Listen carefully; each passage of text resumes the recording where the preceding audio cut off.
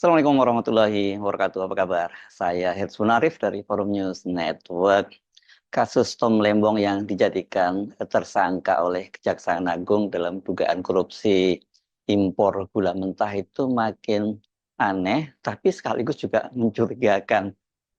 Kenapa disebut aneh dan mencurigakan? Karena ya tiba-tiba saja ini KPK itu menyatakan mereka akan kembali mencermati, meneliti laporan harta kekayaan pejabat negara milik Tom Lembong.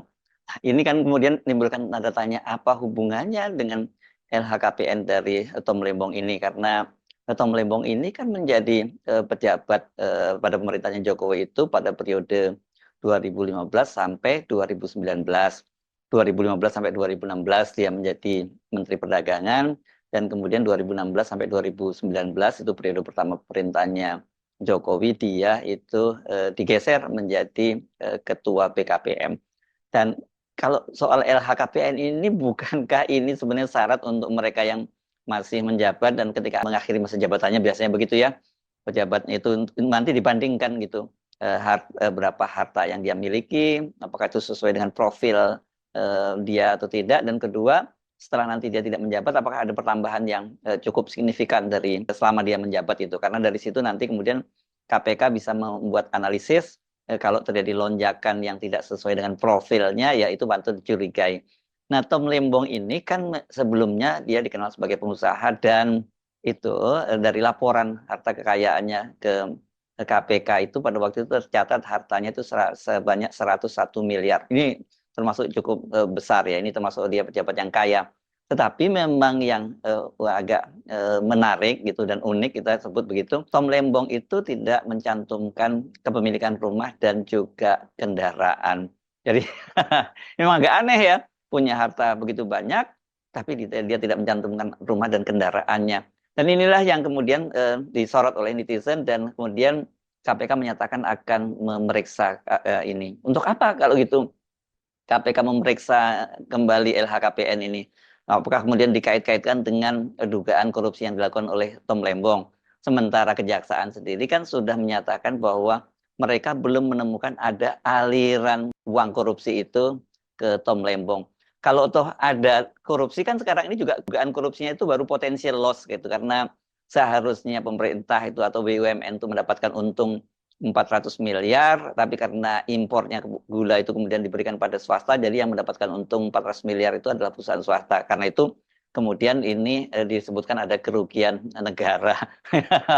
Oke lah, kita ikuti soal kerugian negaranya itu. Ya, karena kata jaksa kan bahwa yang disebut korupsi itu tidak hanya sekedar memperkaya diri sendiri, tapi merugikan negara dan memperkaya orang lain itu juga masih termasuk dalam kriteria tindak pidana korupsi.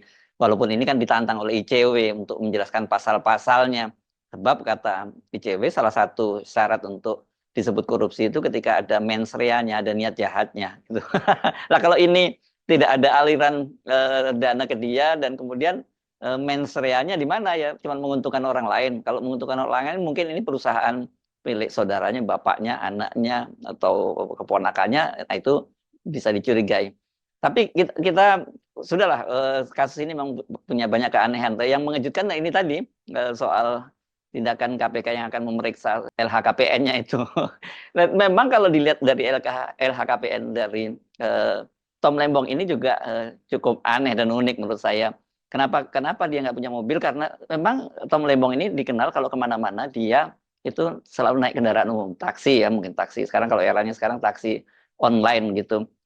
Dan ini juga sempat dijelaskan oleh salah satu mantan juru bicara Anies yang pernah cukup dekat juga dengan Tom Lembong, Angga Putra Firdian, yang dia menyatakan bahwa Pak Tom itu memang tidak punya mobil.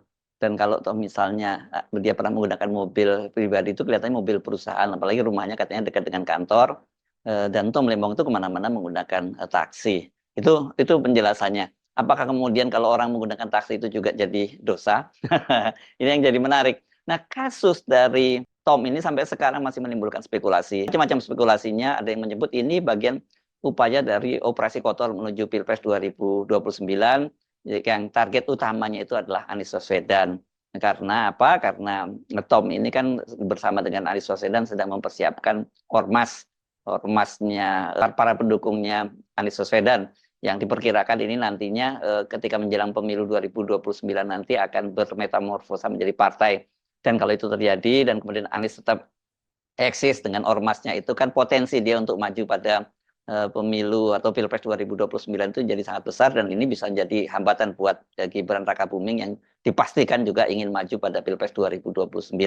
Kecuali kalau terjadi kecelakaan di tengah jalan ya. Kecelakaan itu artinya bukan kecelakaan dalam artian kecelakaan lalu lintas tapi kecelakaan politik ini gitu. Tapi ada juga ini analisis yang menarik. Ini saya simak dari seorang pengacara senior Kota Solo, Dr.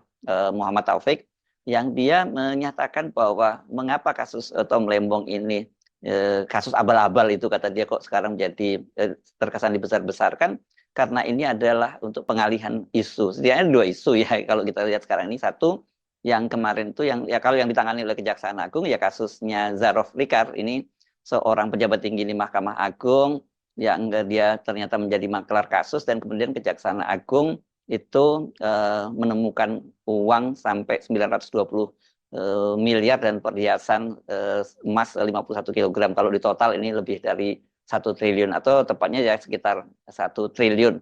Nah, menurut Taufik kata dia ini bagian dari pengalian isu itu. Kenapa? Karena kasus Zarof Likar ini kalau sampai dibongkar itu bisa merembet kemana-mana dan dipastikan itu akan melibatkan banyak sekali aparat penegak hukum khususnya di lembaga peradilan termasuk Mahkamah Agung yang yang terlibat dalam kasus itu.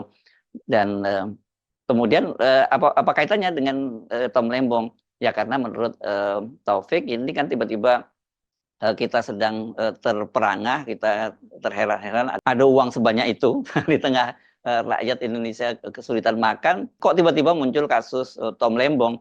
Dan memang setelah muncul kasus Tom Lembong itu hampir semua berita-berita lain jadi tenggelam. Ini kalau Anda amati di media sosial itu sampai hari ini masih trending topik itu sejak hari Selasa malam sampai sekarang ini hari Jumat siang itu setidaknya masih Tom Lembong itu masih bertengger jadi trending topik di Twitter. Ini jarang sekali ada peristiwa seperti ini jadi trending topik berhari-hari. Kemudian bersamaan dengan itu juga para buzzer itu juga kelihatannya bersemangat sekali menggoreng kasus Tom Lembong itu. Akhirnya kasus yang sebenarnya jauh lebih besar, yakni seperti Zarof Likar, mohon maaf ya kalau namanya selalu salah ini, dan juga Fufu Fafa itu jadinya tenggelam. Nah, padahal kalau dibandingkan dengan uangnya saja ya, uang yang disita saja itu jelas berbeda jauh antara bumi dan langit. Kasus yang tadi, kasusnya Tom Lembong ini kan negara katanya dirugikan 400 miliar, tapi duitnya itu nggak ada juga yang disita, gitu karena juga tidak ada bukti aliran ke Tom Lembong, jadi tidak ada duit yang dipamerkan oleh Kejaksaan Agung bertumpuk-tumpuk seperti kasusnya Zarof Richard ya. Jadi kalau dibandingkan yang satu 400 miliar, yang satu 920 miliar plus 51 kilogram emas ya itu beda jauh. Coba kita ikuti dulu bagaimana analisis dari Dr. Muhammad Taufik ini. Aku hari ini melanjutkan kembali kasus penangkapan Zarof Likar ya, yang sebelumnya menangkap pengacara Lisa Rahmat ya, sampai 3 hakim ya, dan bukan kebetulan salah satu hakim itu memang hobinya memberikan hukuman bebas. Nah ini guys, tiba-tiba muncullah kasus Thomas Lembong ya guys.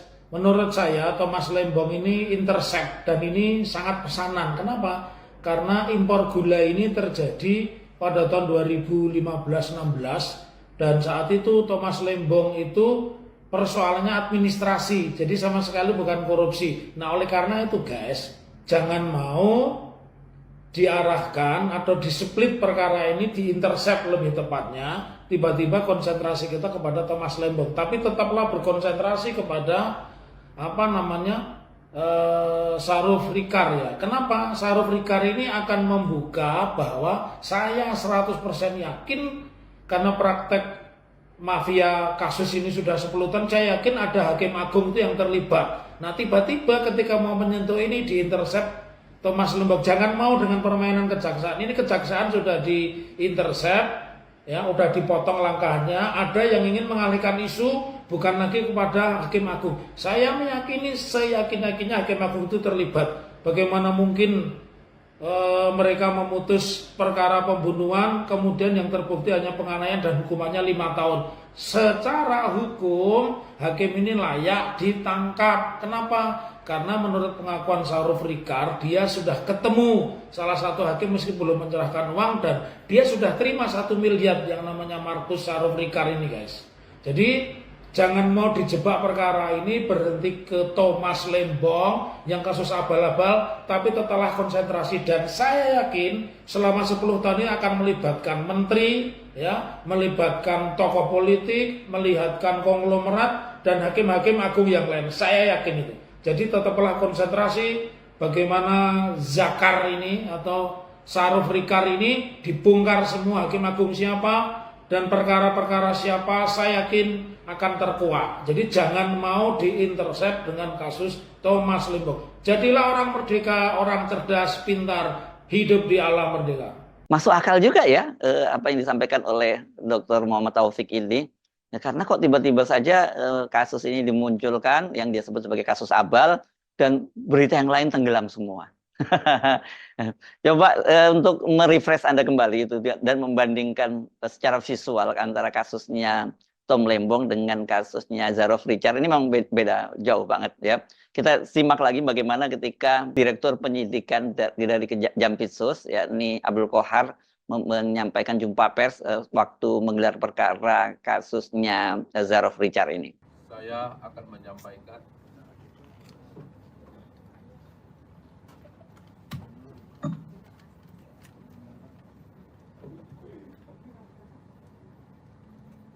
kegiatan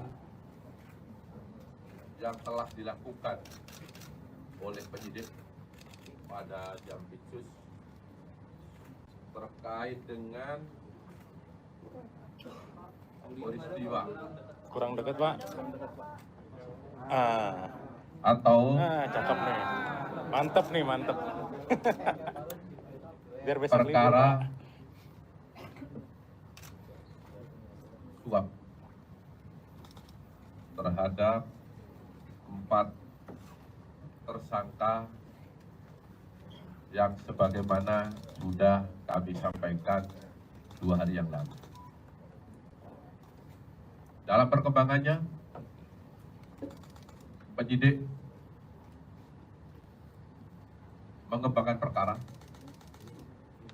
dan pada hari Kamis tanggal 24 Oktober 2024 sekitar jam 22.00 WITA, tim penyidik pada Jaksa Agung Muda Tindak Pidana Khusus telah melakukan penangkapan terhadap ZN, mantan pejabat tinggi Mahkamah Agung, yaitu yang bersangkutan pernah menjabat sebagai Kepala Badan Diklat Hukum dan Peradilan Mahkamah Agung, yang mana diduga keras telah melakukan tindak pidana korupsi, yaitu melakukan perbuatan jahat untuk melakukan suap bersama dengan LR selaku pengacara Ronald Tanur terkait penanganan perkara tindak pidana umum atas nama terdakwa Ronald Tanur, bahwa perbuatan jahat ini dilakukan yaitu untuk melakukan suap terkait dengan perkara tersebut di atas, yang saat ini sebagaimana kita lihat bersama dalam bab kasasi dan kemarin sudah divonis.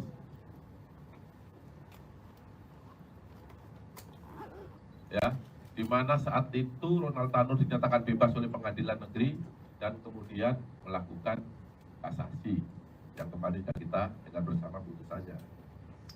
Adapun kronologi penanganan perkara ini atau penangkapan ini adalah di mana awalnya LR meminta ZR agar ZR mengupayakan Hakim Agung pada Mahkamah Agung tetap menyatakan Ronald Tanur tidak bersalah dalam putusan kasasinya.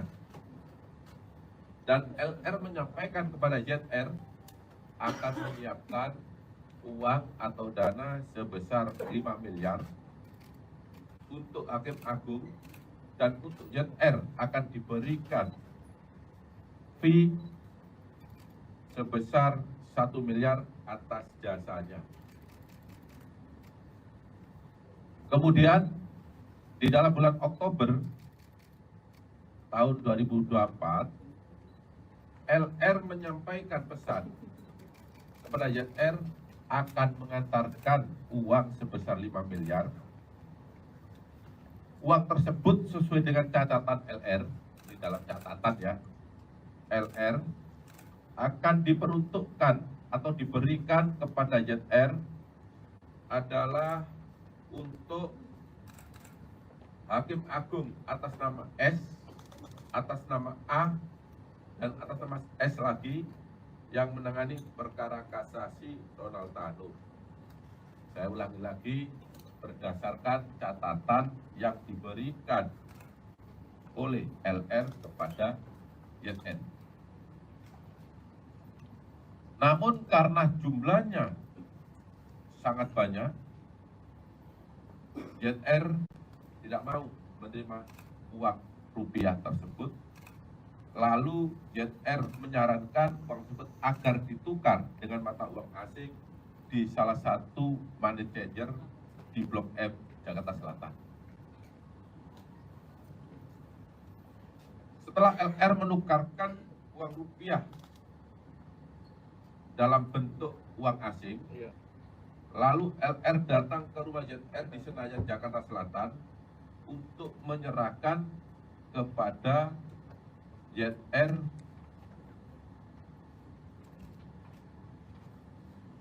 dalam bentuk uang asing yang jumlahnya seperti saya katakan tadi, yaitu 5 miliar. Ini kalau dikonversi menjadi mata uang rupiah. Setelah itu uang tersebut disampaikan ZR, disimpan ZR di dalam brankas yang berada pada ruang kerja dalam rumah ZR.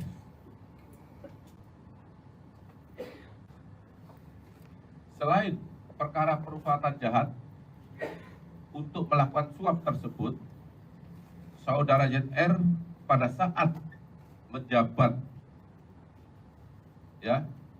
pada saat menjabat sebagai kapus diklat tadi ya saya katakan, menerima gratifikasi pengurusan perkara-perkara di Mahkamah Agung dalam bentuk berbagai macam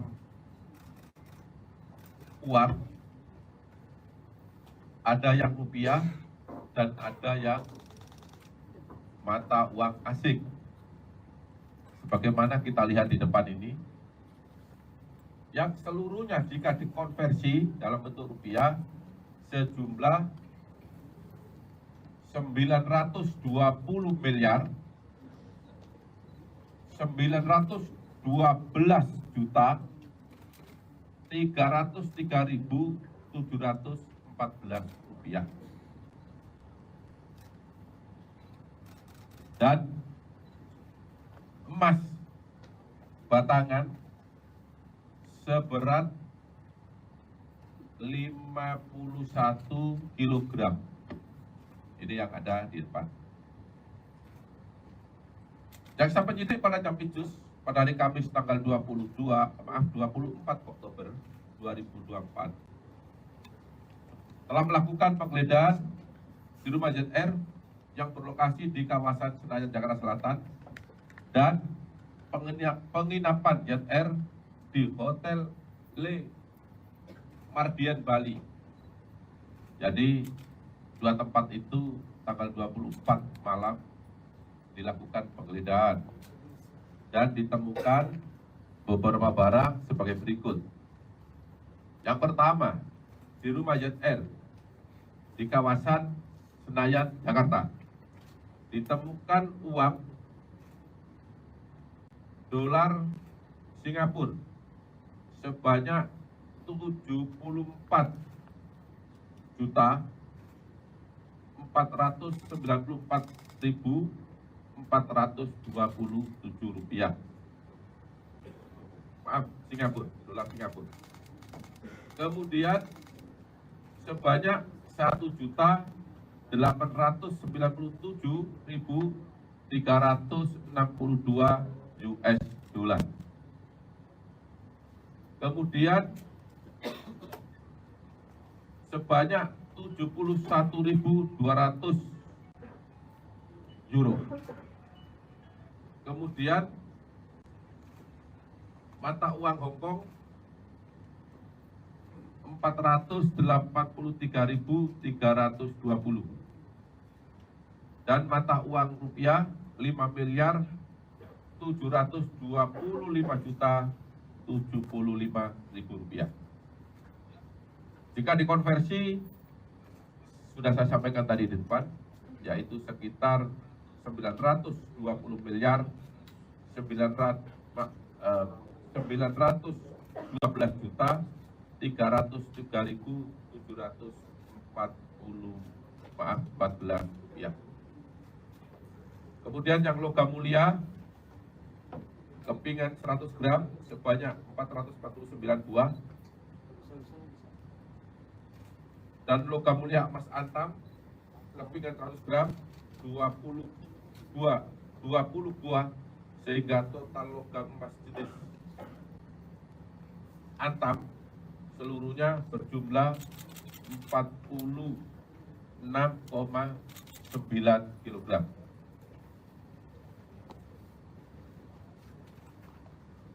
Untuk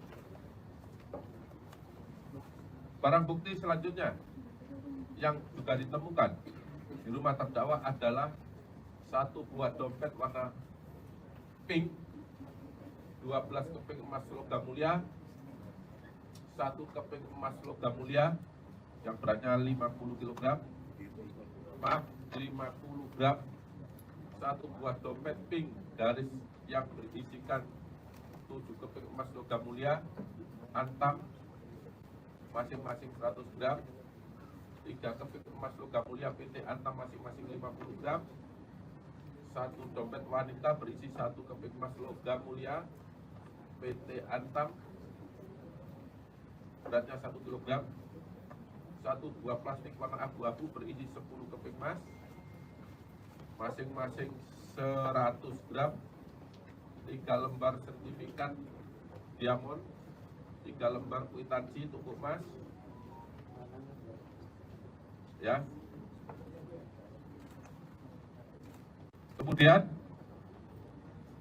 untuk penggeledahan di Hotel Le Méridien Bali, tempat YR menginap, ditemukan satu ikat uang tunai pecahan 100.000 sebanyak 100 lembar, totalnya 10 juta. Satu ikat uang tunai pecahan 50.000 sebanyak 98 lembar, total 4.900.000 rupiah. Satu ikat tunai pecahan 100.000 sebanyak 33 lembar, totalnya 3.300.000. Satu ikat uang tunai pecahan 100.000 sebanyak 19 lembar, kemudian pecahan 5.000 sebanyak 5 lembar, totalnya 1.925.000 rupiah.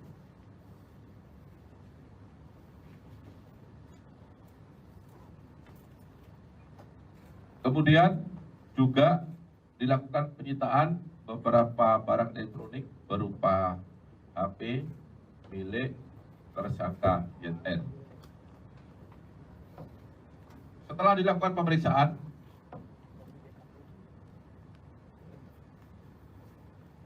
pada hari ini Jumat tanggal 25 Oktober 2023, jaksa penyidik pada Jampitsus menetapkan 2 orang tersangka karena ditemukan bukti permulaan yang cukup adanya tindak pidana korupsi, yaitu yang pertama, ZR selaku mantan pejabat Mahkamah Agung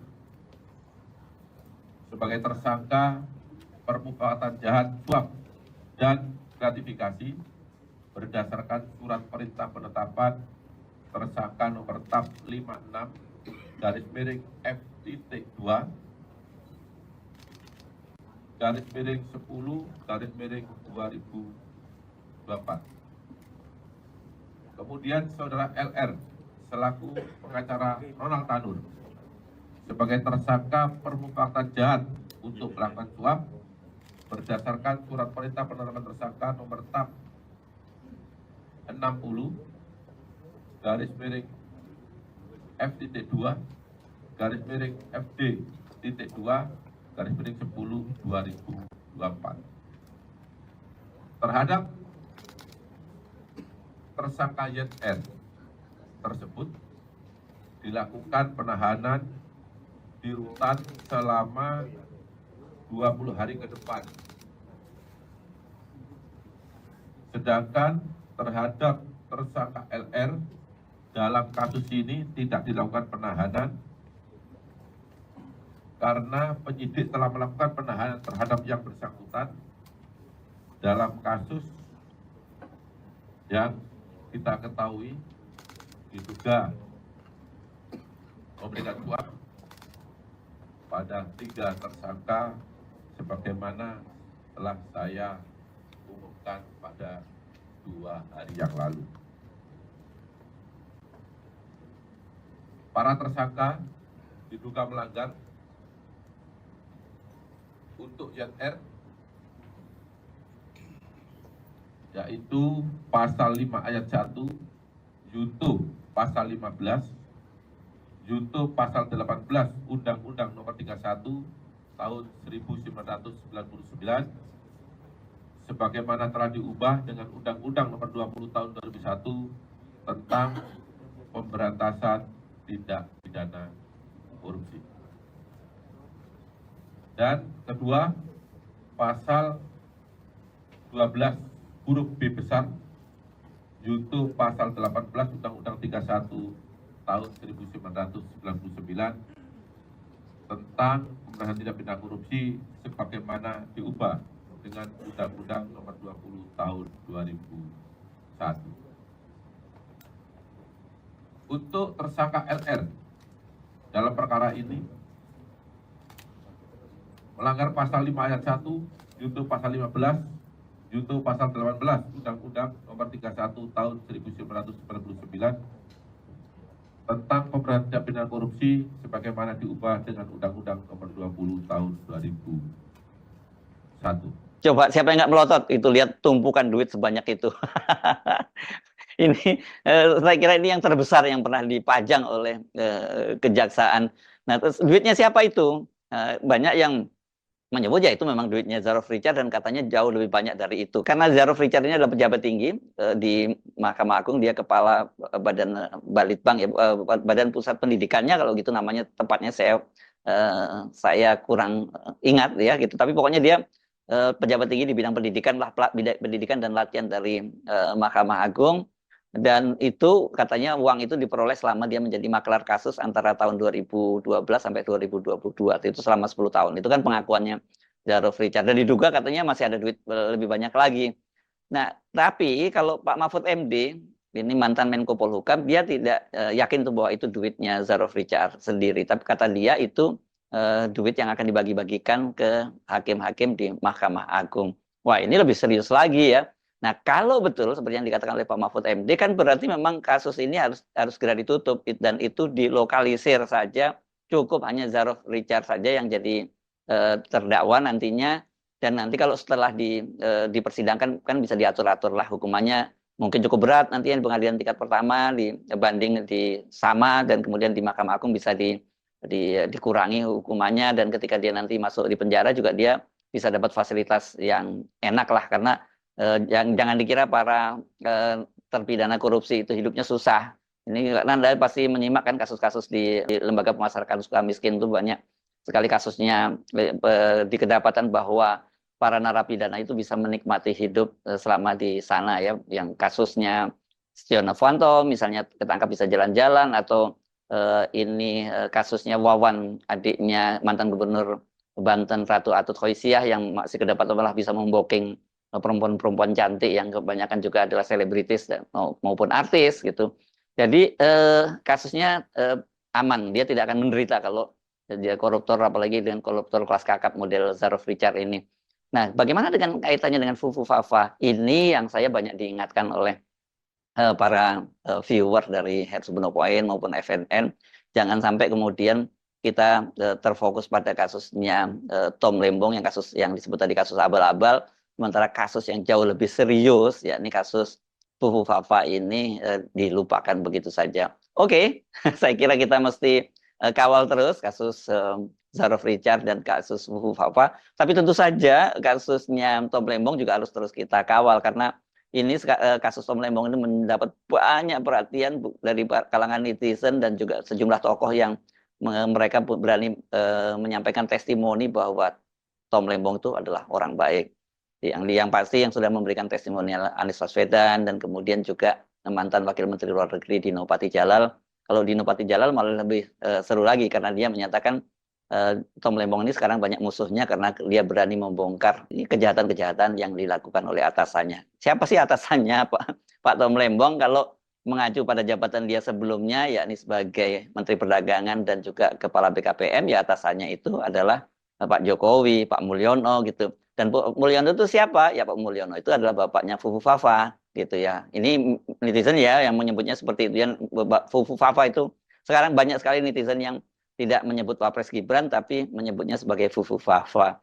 Jadi ya nggak berlebihan kalau kemudian muncul analisis seperti dikatakan Dr. Taufik tadi bahwa ini kasus Tom Lembong itu adalah pengalian isu. Tapi apes banget ya Pak Tom digunakan untuk pengalian isu dan harus mendekam di dalam penjara. Saya Hertz Buno Arif dari Forum News Network. Sampai jumpa lagi. Wassalamualaikum warahmatullahi wabarakatuh.